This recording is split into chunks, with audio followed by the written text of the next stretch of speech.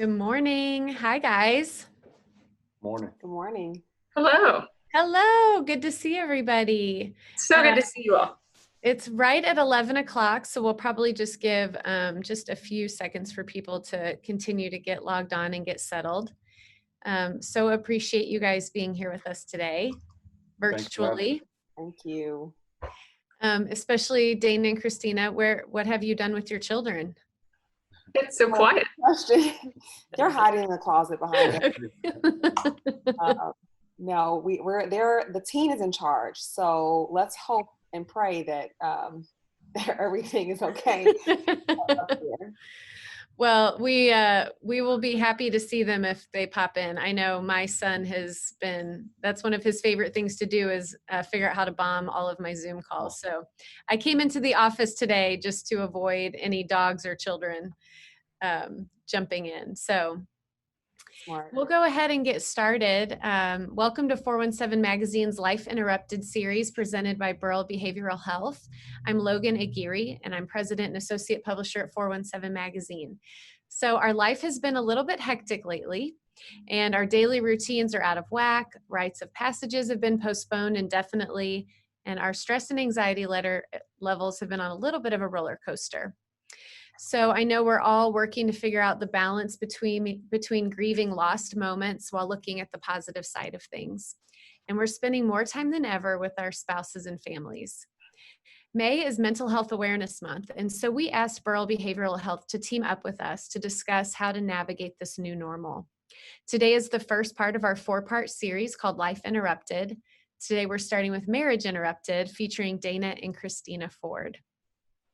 In this same series, we'll also talk to the Cox family, the Elmquist family, the Bade family, and Cliff Smart, all of which have been intensely impacted by COVID-19 in very different ways.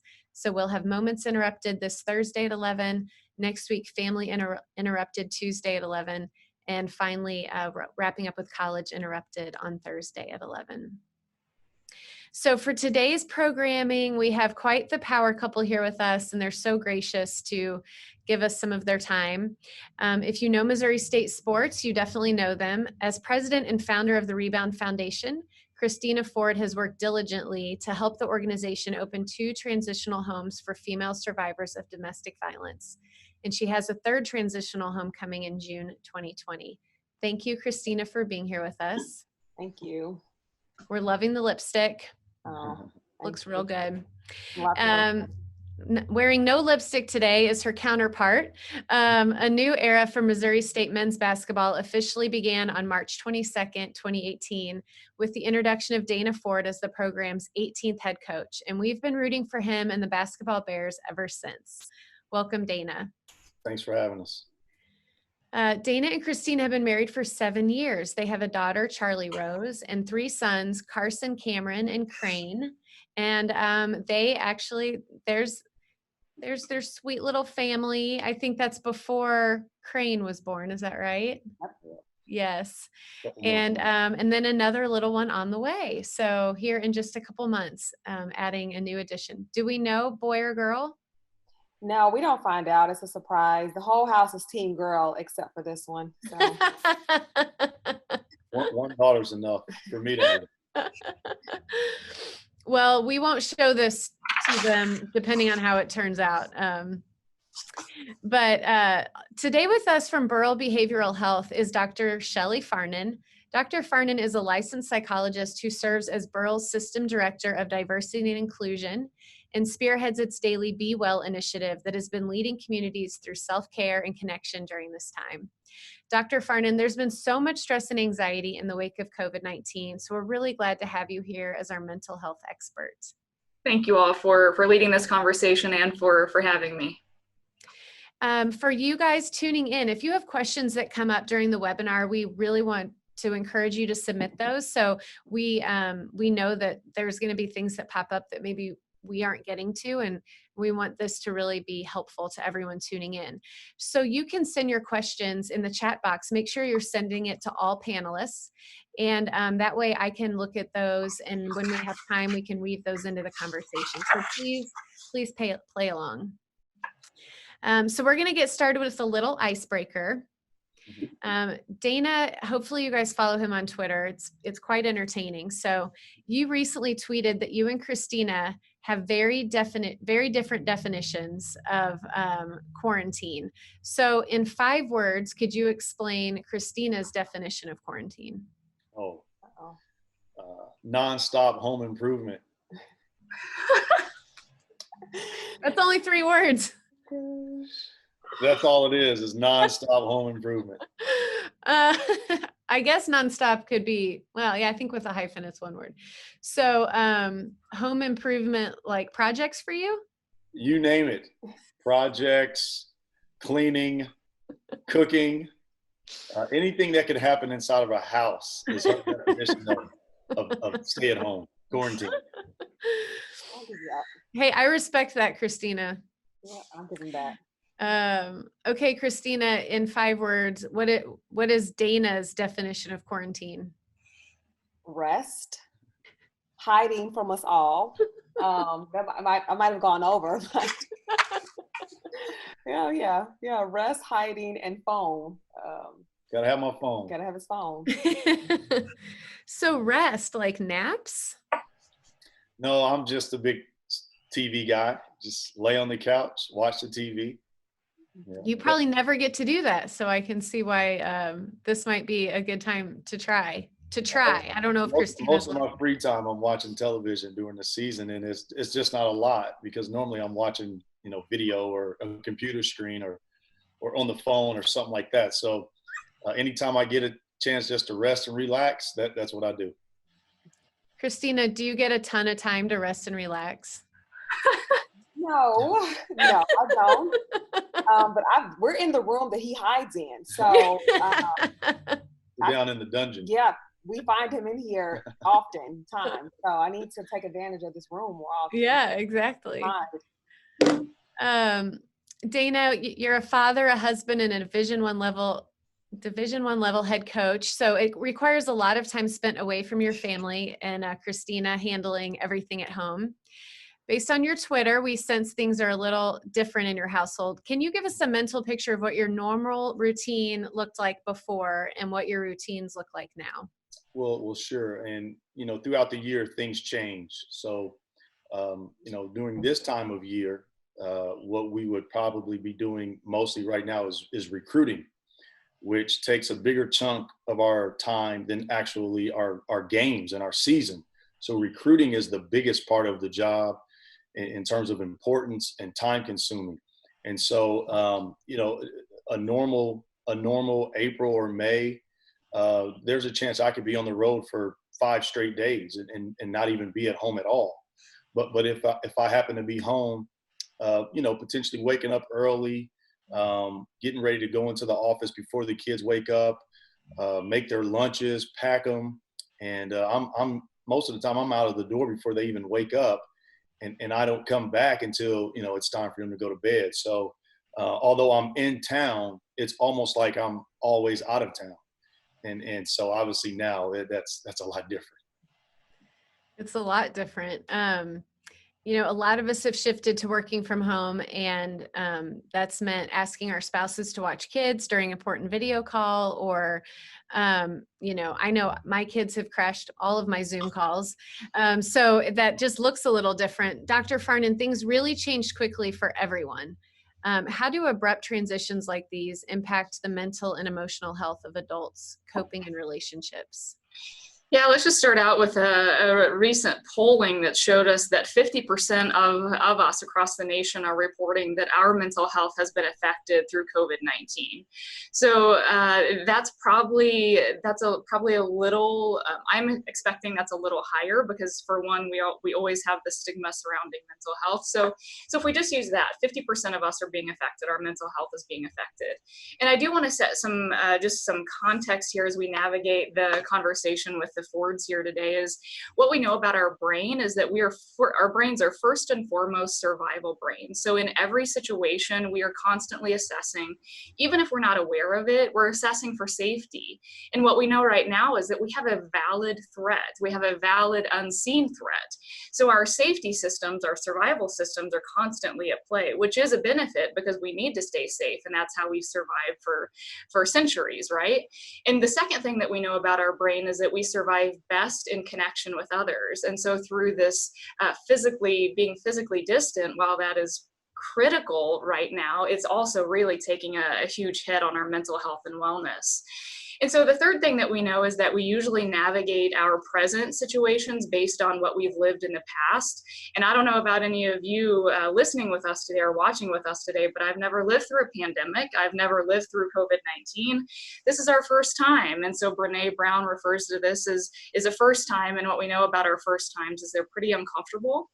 And so that's kind of a long-winded answer, Logan, to this question, but we know that this is taking a hit on our mental health and wellness, and it kind of gets us, I want to root us in that brain science today, because that also is going to help us when we think through coping. Yeah, I think, that makes sense, especially with as abruptly as things happen, that you do kind of right away go into survival mode. I think we all did, whether it's for our families or our businesses that we're running, the people that we care for and that we, want to protect and stay safe. Dana, this is the longest stretch of time that you've been home in so many years. So what does that look like with your relationship with Christina? And Christina, how has it impacted your relationship with Dana? Yeah, I mean, I've never been home. I guess we're almost 50 straight days. And I don't even know if it's for a college basketball coach, but for anyone to be home 50 straight days is probably, almost unheard of. But, we've always had a healthy, fun marriage. Part of that could be because I'm always gone, But, we've really just tried to do a good job of co-parenting, which has been a big change. And I'm sure, Christina can talk more about that because that really affects her. And then, for me, having the chance to see how she operates and see what all she actually does as I'm out, coaching or doing, we always have this little joke inside our marriages. I'm busy raising 15 other people's kids and she's busy raising our kids. So I've gotten a chance to, jump in there and help her and learn more about, her and what she likes to do in her free time. And she's already working on her second book and just little bitty things like that, enjoying walks, just really learning a lot about who I actually married, the person, and not focusing on, our marriage, but actually focusing on her and who she is. That's probably been one of the best things that have come from this.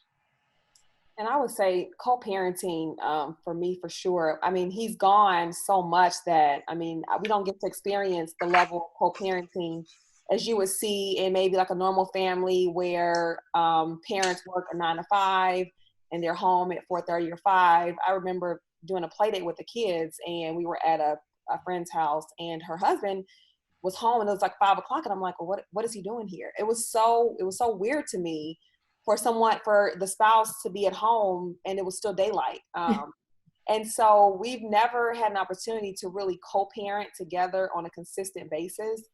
It's pretty much been FaceTime, hey, this is what's going on. Or if the kids are misbehaving, I'm going to call down on FaceTime or I'm going to call them. And so that is totally different now, having us be together for so many days and figuring out that he is more capable of what he gave himself credit for. Pretty good dad. Yeah, he's pretty good dad. I mean, he's like, and so I'm really pushing the envelope at this point because I'm like, oh, you can do this and you can, do that. And so I don't know if that's a good thing or a bad thing for him, but I'm like, oh, he is capable of all these things.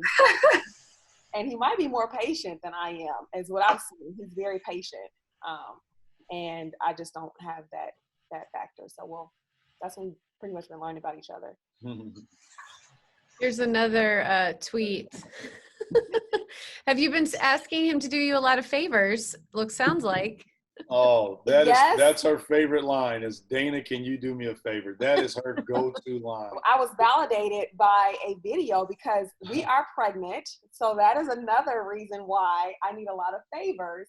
And it's it's a normal thing for a wife who's pregnant to ask for water at 10 o'clock at night. I mean, instead of being on bed. So yeah. Her favors are all good until I lay down and I'm thinking, you know what? I'm down. I've done everything. And then boom, I hear that phrase. It's because I'm pregnant. That's why. You got to play all the cards you can right now, Christina. Yeah. So Dr. Farnan, can you talk through some strategies that, for other people that are going through this type of transition, or the roles that are normally in set, switching a little bit, and kind of what that can do to the balance of things? For sure. And it's hilarious, actually, Dana and Christina, like listening to you all, I'm like, you're hitting on all of my points. So now all I have to come back and say, remember when Dana said, or Christina said, so this is really fun. So we're navigating safety. We are feeling a loss of control. Our routines and schedules have been disrupted. You all are talking about kind of the role shifts that you're experiencing. We're stuck at home. We are some of us have lost jobs. We're grieving. We've lost jobs. We've lost connection with our families. Maybe we've lost folks to COVID-19. So as we think about the Ford's experiences, it's really highlighting a lot of what we're seeing in the literature right now. And also there are others of us out there that might have just a little bit different of an experience. And so we want to try to welcome all of you into this conversation. You're talking about co-parenting. We'll also think through the folks that we're living through, disrupted families in one way or another. So from divorce or separated families, we're trying to navigate how do we keep our children safe, our families safe, sharing time together. Even for those of us that are still in marriages and intact families, we often have different perspectives about, maybe even about COVID-19. Some of us think we should never leave the house. Others of us think that's a big joke. To whom should I send your message? Oh, my phone, my watch thinks that I'm talking to it. So there are just several nuances that we really want to bring into this conversation as all of us are navigating different and unique experiences right now. Some other things that I do want to highlight before I get into the tips, Logan, are also like intimacy, especially as we think through the Fords. While they have several children at home, and many of us have several children at home, that doesn't mean that we have any less need for intimacy right now and communication. And then as a family, we're trying to navigate these big decisions for our families and for ourselves. If we're losing businesses, we're losing our homes, we're losing our incomes, there's a lot of big communication that has to happen, and communication is one of the leading reasons that we see couples and family therapies anyways. So then you add this additional stressor of safety and loss of connection and loss of all of those routines that we've been so consistent with all of our lives or adult lives. It really starts to normalize in my own brain why many of us are feeling the way that we're feeling, and hopefully we can normalize that for everyone watching today too. So as we think through, as I'm trying to think through ways, just quick strategies for all of us to keep in mind. First and foremost, we need our basic human needs. We've got to make sure, Dana, on cue, you took a drink. Yes. So we've got to make sure that we're taking in our water. We've got to make sure that we are eating and feeding and sustaining our bodies. We've got to make sure that we are sleeping enough to give our brain the best chance. So really, you're going to get tired of me saying this throughout this series, but we have to take care of our brains so our brains can help us take the best care of ourselves, our families, the communities that we're supporting through these times. So we've got to have those basic human needs taken care of. We can't slip on the water consumption. We cannot slip on sleep. We cannot slip on the connection with each other. And then we've got to figure out a new routine schedule. So especially thinking through coaching and how the role shift within your home, Fords, like Christina, I bet you kind of led the house. And these are all my assumptions. You led the house while coach is away, especially through recruiting and traveling for games and things. And now it's like the kids are probably even thinking like, wait a minute, we're not used to mom and dad both leading. And dad, do I have to listen to you? Because mom is usually the one. I see some head nods here. Yeah. Hop in. Yeah. Like, well, I was laying in the bed the other night and I was thinking to myself, I was like, man, this is her house. I was saying like everything in this house is her decision. And it could be a joke. It's like our coffee mate is what she likes. And the type of, lunch meat or anything, the type of milk we buy. And early in the process, I remember one day I was trying to get our 7-year-old. He was asking me for permission or I was letting him know that he could actually do something. And he's like, well, we have to check with mom first. And I was just thinking to myself, she's really, really running the show around here. So I'm the head coach at work and I'm the assistant coach at home. But it's switch. Now the kids are seeing that he does have authority to respond. I mean, it's okay. You don't have to come to me first. Yeah. And so now the roles have switched where they're like, oh, okay, well, so now dad is called on more at home than mom, which is a celebration for me. Yeah. And so now they're going to him more than coming to me because they're like, oh, wow, this is another, he can answer our questions. He can, do things. So it's shifting. In the beginning, they were like, wait a minute, where's mom? I heard my daughter tell my son the other day, dad's the boss here too, like it's not just mom, it's dad's the boss here too. So that is, it is so awesome because and I know I don't know you all well, but communication is so key. And we know that's such a struggle for all of us. And it appears as though you all are communicating. You're letting your kids communicate with you, express that to you. And then you are also like, you're internally checking. So this goes on to my next one. This daily self-care and connection is just critical. We have to find ways that we're constantly checking in, asking ourselves, how am I feeling physically? How am I feeling mentally? How am I feeling emotionally? And then when you can do that for yourself, start trying to do that for your partner and your families if we want to expand that. That has to be kind of just a daily habit. So we're really looking for preventing a mental health crisis and also building resilience so we can prevent that crisis. So those frequent check-ins, flexibility, creativity, grace, humor that I can just see that you just exude. And then we also want to have those go-tos. So who are the people that you're going to go to, the spaces that you need to go to, what strategies work for you. For me, it might be gardening. For you all, it might be TV watching and going out yesterday, Christina, getting yourself taking care of yourself in a way that is people ready, like getting up and getting your hair done. And we've talked about the lipstick and how everyone noticed that immediately. So take care of ourselves in ways that are meaningful for ourselves. We have to breathe and we have to keep the hope. There's an article that I read yesterday that said hope is as tangible and powerful as Tylenol. And I'm going to just keep using that quote from a leading health expert on the East Coast. Hope, we have to have it because the hope helps our brain create the dopamine that keeps our brain sharp and ready to make the best decisions. I'm talking a lot, Logan. I'm gonna pass it over. No, that's really good.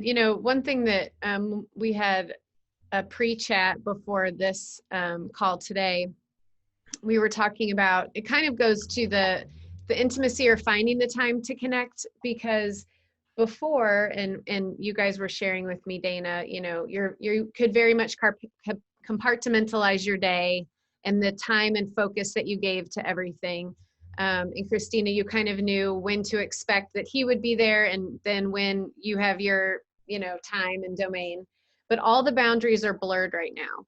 And so everything is meshing into everything else. And it's sometimes, I know for me and my husband, hard to just even have a conversation because the kids are always right there.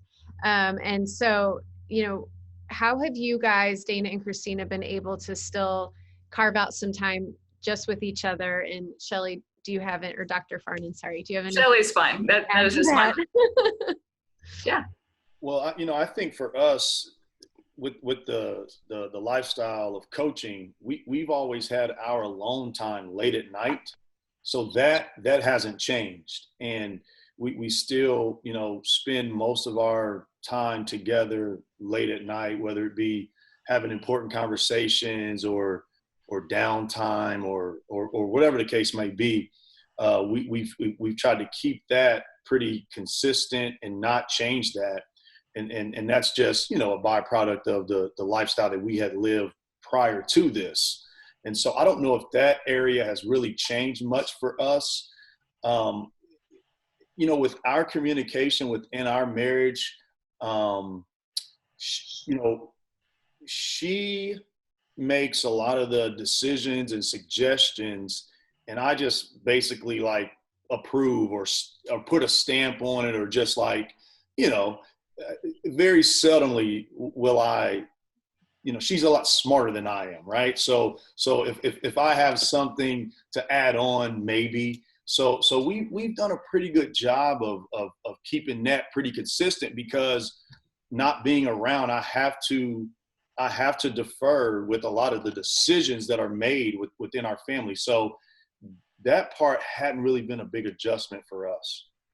We have added on, in the beginning, you know, walks are a big thing. Well, for us, walks have been an outlet for us to kind of get out of the house. In the beginning, we're like, oh yeah, let's invite the whole family, bring the dog. And now it's like, no, it's me and him. Yeah.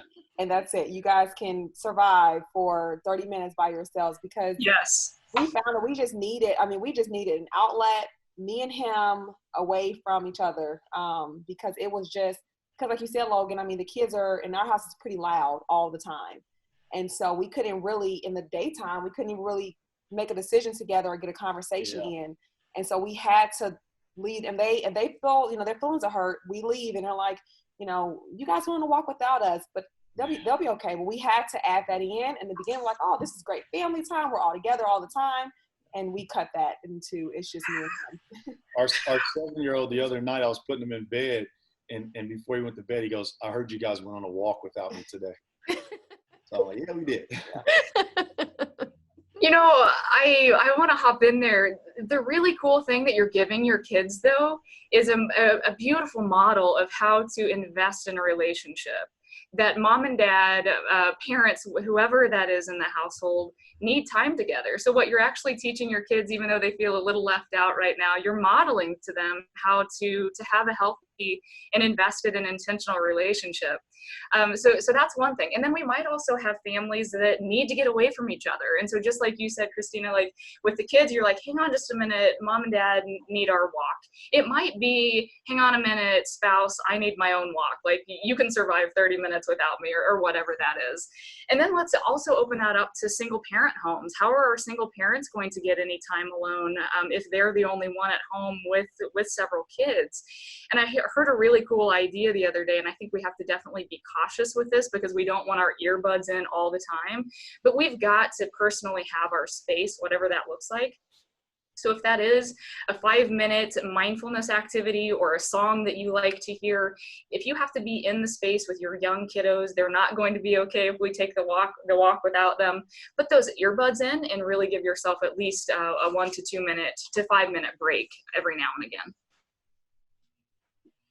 We just had a fun little poll pop up. So anybody want to take that, you can, and it's about but been a good quarantine activity. So if you want to take that, then we'll talk about it here in a little bit.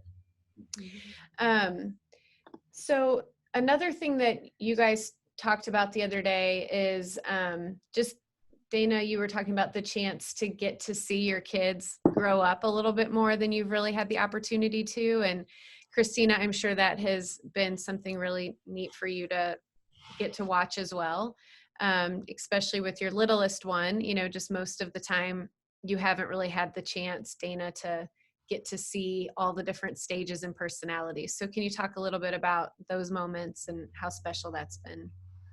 Sure. It's been really special because our older children, like Christina mentioned, it's more of maybe over the phone, maybe early in the morning before I leave, or late at night, putting them in the bed. There's just not a lot of interacting there on a daily, consistent basis, right? Saturdays or Sundays, maybe some fun things. But with our youngest son, Crane, who's 1, literally, I've been with him all day, every day. She's a lot smarter than me, so she's doing the homeschooling, especially for our first grader and his math, right? But he's doing the homeschooling for our middle 2. And then I'm taking our youngest son, who's 1, and just spending a lot of time with him. And, you could already tell, like, his attachment to me is way more than any of the other 3 have ever had with me, especially during this time of their life. Because when Carson, our 7-year-old, was 1, I was still an assistant coach, I think. And I was literally never home. And then Charlie Rose, when she was 1, I wasn't home as much either. I'd become a head coach. But with Crane, I've just been here so many straight days and spending those hours with me throughout the day. And literally now, when he wakes up, it's Dad that he's calling. If he wants something done for him, it's Dad that he's calling. And it's definitely been a little different. Now, on the sad part about it is, I was staring at my little daughter the other day, and I was just realizing how big she was getting. So that started to make me a little sad. Yeah. So I think, as much as there's been really, beautiful moments that have come of this, hopefully we all get to go back to a job eventually, right? And so it's going to then shift the household in a different way. And for our kids who are little, and for our spouses, when we've gotten the chance to maybe share more of the load, the thought of going back to how it was before.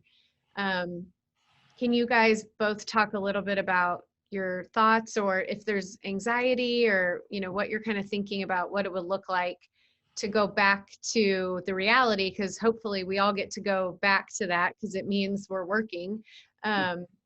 And then Dr. Farnan, after they talk, I would love for you to address that for other families as well.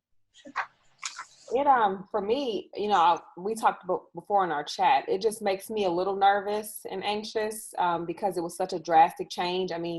One day he wasn't here, and the season could be very exhausting on just not only the coach, but the family. And this happened right after our season had ended. And so I was already at a point of kind of being very tired, exhausted. And I remember, voicing that to a friend of mine, that I just was tired. And so then we went from that to this. And so it was such an abrupt change, especially for our family, that I'm a little nervous of who are we going to be and what is it going to look like? Because I realized with all of his help here, I realized that this was all me. And I don't say that to toot my own horn, but I just realized how much work I was doing alone. And now that I have him and his help, I'm like, how am I going to respond to this when he does have to go back to work and he does have to go back to traveling? How's it going to look for me having to go back to kind of doing it all alone again? Dr. Farnan, can you talk? Yeah. Yeah, sure. Yeah. And that is, Logan, that you even knew to ask the question, and Ford's that you're already feeling it and thinking through it. That's what we have to do, folks. It's like, for one, we have to continue. Again, number 1 is always prevention. So that self-care and connection, taking care of our brains, that has to be daily, not just because of COVID-19 and the pandemic. This is every day, hope and optimism. But what we're talking about now is actually the communication piece of this, asking ourselves what it is that we're feeling and thinking, and then communicating that, like expressing it to the folks. Witnessing is such a powerful piece of coping and healing. So knowing where to go to have our experience witnessed. It looks like for the two of you, you two are a great space to be witnessed together, and you're also sharing your own experiences together. For those of us that don't have those spaces, that's where we have to develop, like, where do I feel safe and comfortable to actually tune into how I'm feeling and thinking, let it come out of my mouth, and let someone else experience what it is. That's not going to change what's coming next, but that's going to help us process it. Regulation is key here, that we're not letting stuff get stuck down into our core, because that's when we're going to start seeing increases in anxiety and depression. And we can already go there quick enough with the fear of the safety risk with COVID-19. So we've got to be breathing. We've got to be preventing, taking care of our brains in whatever ways that work for us in healthy ways. We've got to name it. We have to express it and let someone else witness that with us. We've got to extend grace for ourselves and repeat, and constantly breathing. Like, we cannot, that just has to be built into our daily routine, because we don't know what is coming next. I think with the Fords, what we know is that life will return to coaching, and what that means. And you have such grace, Christina, but you're also pregnant. And so I'm also thinking through just my own pregnancy. So it's a lot of projection right now. You haven't mentioned that one time, but it's also navigating the safety hazard right now through pregnancy, going to the doctor, all the things that I don't know. These are my own experiences here. And then also thinking through, what's this look like when coach goes back to work? So there is no easy fix for that, but what we have is each other. We have support. And even while we're being cautious and physically distant, we have got to connect more now than ever with the people that we love and trust to help us through. Thank you. So, Dana, I'm just curious from your perspective, because you don't know when that's going to be. So much is uncertain and unsettled. And so how do you manage the uncertainty, and I'm projecting anxiety maybe, of when and how long this lasts for you guys, while trying to also in the moment enjoy, the time you have with your family? How do you balance those two things? It's difficult, but it's just all about planning and preparing. And so in terms of when we go back, things are always in order, as if things were going to change tomorrow. So what I mean by that is communicating with my staff and our recruits and administration, and still working from home, maybe not as many hours, but I have to devote some of my day to coaching, because in our line of work, when everything is lifted for us, it's going to be 100 miles per hour, like instantly. It's not going to be a grace period, or it's just such a competitive field. But also, being realistic and educating myself on what's going on, and seeing where things are starting to be lifted, and what type of techniques are being used.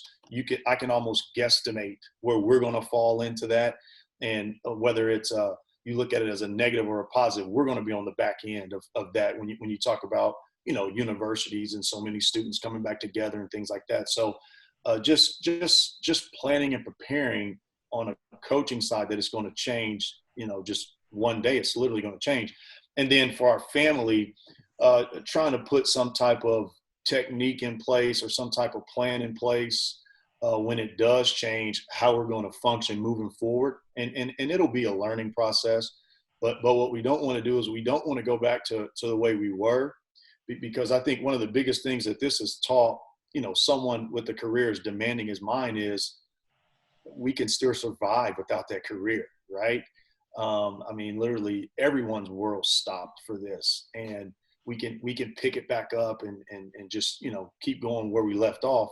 And so not sacrificing family as much in the future as we have in the past. And we try to do a good job of that, but we could probably do even more if we're intentional about it, and we plan and we prepare. So just finding that balance, like Mondays and Wednesdays may be heavy coach days, and Tuesday, Thursday, Friday may be, heavy family days, or in the next week that may change. So,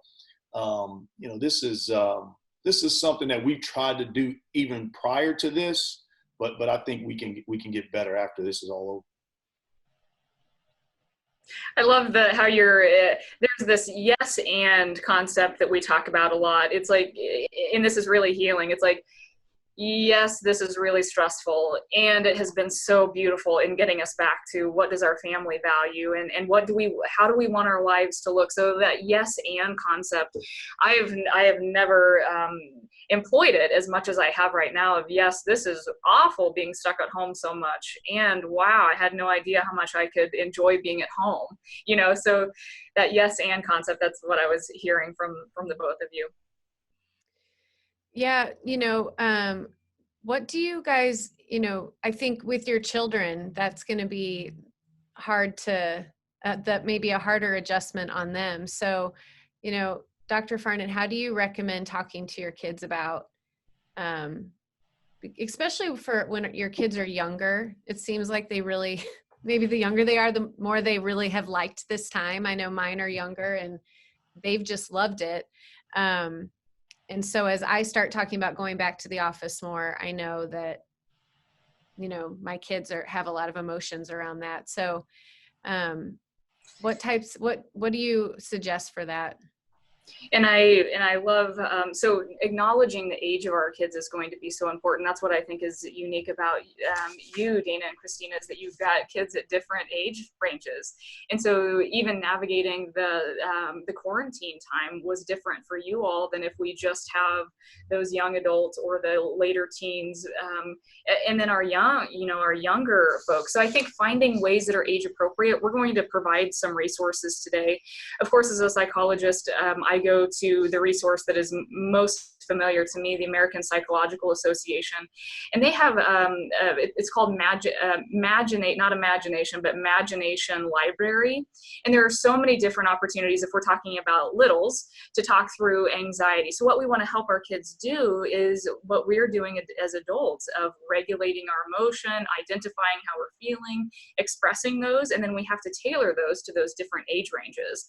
So whatever it is that works for your family, of course for me it's a psychological association, but whatever those resources are, really going there and then asking yourselves, how do I talk differently to each of my, regardless, because of the age range, how do we talk about that?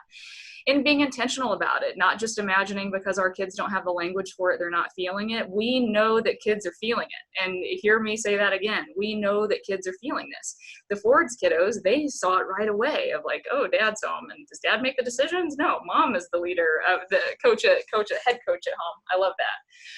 So they're feeling it. So we lead intentionally in our families like we do in our jobs. We lead the conversation, we welcome the conversation and start talking about it now. Even though we don't know exactly what is coming next, we know many of us are going to return to work.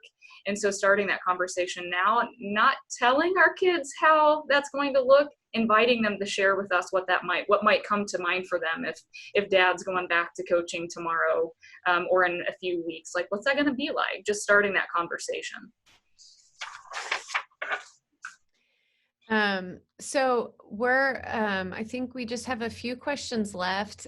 We've covered a lot of ground, and I really appreciate all the insight from Dr. Farnan and then Dana and Christina, how lovely and transparent you guys have been. So Dr. Farnan, could you give us some of your top takeaways or pieces of advice for couples to keep in mind during this time? Become friends with Dana and Christina Ford and then let them coach you. Yeah. You're all wait a minute. Yeah. Can we just start a support group where we basically just listen to Dana and Christina all the time? I think so. We can add that on. I'm going to come back to them and just kind of free associate the things that I've watched and just love to engage with you all on today. But let's go back to what we've got to have for our brain. We have to be breathing. We have to be constantly intentional about self-care. So we talk at Burrell in our Be Well community, we talk about the water glass story. A professor holds up a water glass and says, how heavy is your glass? How heavy is this glass? And so we start guessing how the weight of the glass. It doesn't matter how the weight of the glass. What it matters is how long we're holding that glass. So we've just embedded this concept into our daily self-care and connection opportunity that we have to be setting that glass down for at least 30 minutes a day, but hopefully several times throughout the day that we're setting the glass down. Self-care and connection, we have to be having that. I said this for the first time last week out loud. It came out of my mouth. We are living through a pandemic. And when I said that, emotions just flooded my system. I almost felt it right there as well. We haven't prepared for this. This isn't something we could have been training for. We have to say that. We have to acknowledge that we've never done this before. We're all doing the best that we can. When we know how to do better, we're going to do better. So extending that grace not only to ourselves, but to our spouses, to our families, to our extended families, to the government, to the leaders of communities that are also figuring this out for the first time, right? So I think those are really key. We have to take care of ourselves and each other. We have community, and that's one thing that we can rely on. We have a beautiful community within Springfield and the other regions that Burrell is honored to serve, and we have community within our family systems. When it's too much, it's okay that it's too much, because this is too much. We're not prepared for this. Our brains are not prepared for this. So when it feels like too much, know that there is help available. I'm really kind of getting tired of reach out for help, because what we know is we all need help right now. And so I think for me personally, as a psychologist, I'm trying to figure out ways that we just make help available. And make that help available in a prevention style. Self-care and connection, those are prevention. That's what we've got to be doing every single day. And we have to keep communicating. Every day is going to be a struggle. Communication is never easy, but it's never been more important either, that we're talking to each other and the folks that we trust about how we're doing, and asking them about how they're doing as well. So I'm certain that I've missed a lot of things, and I'll try to get those in the resources today. But what I noticed from the Fords is how much they smile, and it's kind of this like running joke, like you said we have this internal running joke. We have to have humor. Humor is an opportunity to set the glass down, and it creates dopamine in our brains. And again, hope is as effective as Tylenol, right, for different purposes, but we have to use humor through this time. What else can we do? We know that we're lacking control, so I've really just loved watching the two of you use humor, use your communication style, be amazing leaders as parents to your children, and navigating healthy relationships, taking those necessary breaks just for the two of you and even individually. So I've just really loved watching how you just bring the science to life, and it just looks easy, but I know it isn't. So that's why it looks easy, is because you're real about it, and you're real with each other about it. I'm making a lot of assumptions, but that's what I'm seeing. You're on it. Oh, I mean, that's, You're on it. Yeah. Now zip me up, because I'll just keep going. So Dana and Christina, could you guys, do you have any last advice or stories you would want to share on how other couples can really help, come out of this stronger rather than apart? Well, first thing for wives, I think that the conflicts that we've had so far have been two. And one is when I interrupted The Last Dance. If people are not familiar, it's a series going on with Michael Jordan right now. And I interrupted The Last Dance, and I was trying to put my glass down. Yeah, and so my feelings were a little hurt. So I reverted back to, texting how I felt. We were in the same house together. I was like, you know what? My emotions are a little high. Let me text how I'm feeling versus go in there and tell them. And the other thing was, wives, let your husband know how many things you're ordering on through Amazon and Target, because or ice cream for me. Because that was another conflict when a large box of ice cream was shipped to us from Nashville, and I didn't let him know about it. No. And so to me, it was a very important purchase, and it was needed and it was essential. And he didn't feel that way. He joked about it. I was really serious about this ice cream. So it was good. Yeah, and then then they ate it all. I was going to say, if you were willing to share it, what's the problem? Then that was another conflict. So Yeah, so like I said, those have been some funny times we've had to laugh about afterwards, but maybe not funny in the moment. Yeah, no. For me, I just think it's important that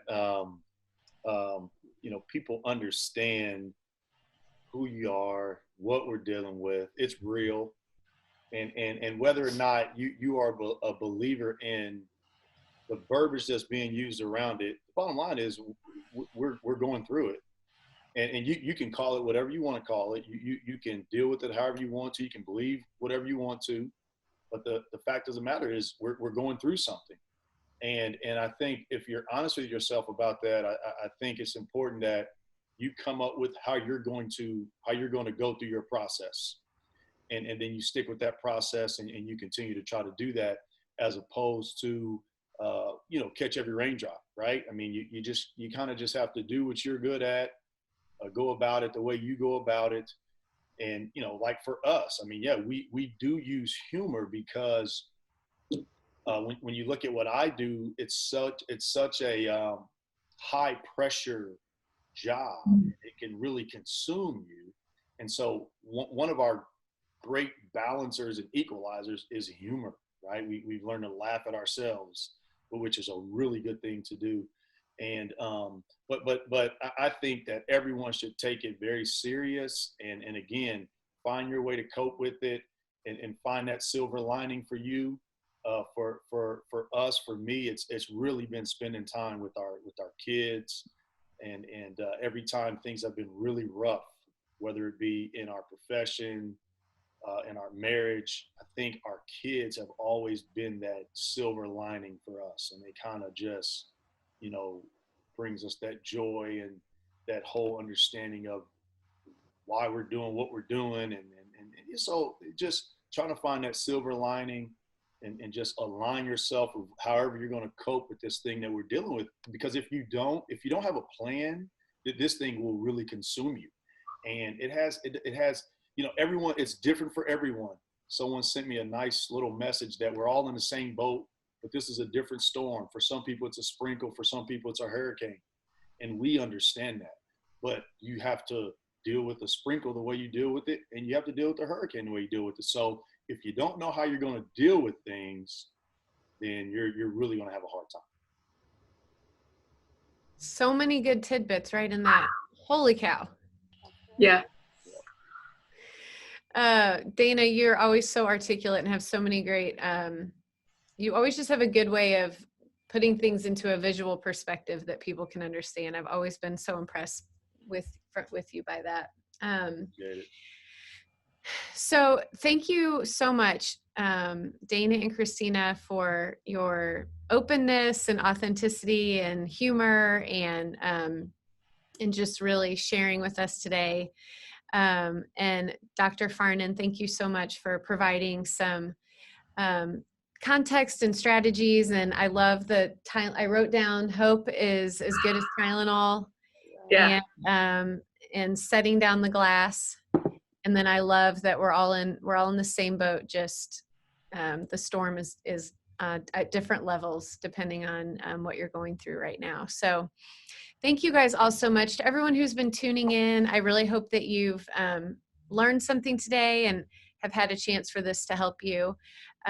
Thank you to Burrell so much for partnering with us to talk about all this. So on Thursday, we will have our webinar titled Moments Interrupted.